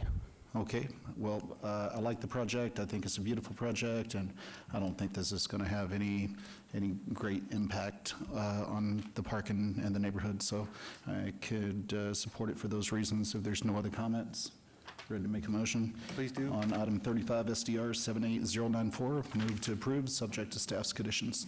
You've heard the motion. Please cast your vote. And that motion passes. Mr. Chairman, that item is final action this evening unless appealed to the city clerk's office within 10 days. Okay, item number 39. Thank you, everybody. Good evening. You're welcome. Item number 39, citizens' participation. Public comment during this portion of the agenda must be limited to matters within the jurisdiction of the Planning Commission. No subject may be acted upon by the Planning Commission unless the subject is on the agenda and is scheduled for action. If you wish to be heard, please come forward to the podium, give your name for the record, the amount of time of any single subject, as well as the amount of time any single speaker allowed will be limited. This is the public hearing. Anybody wish to be heard? Seeing none, I'll close it and adjourn the meeting.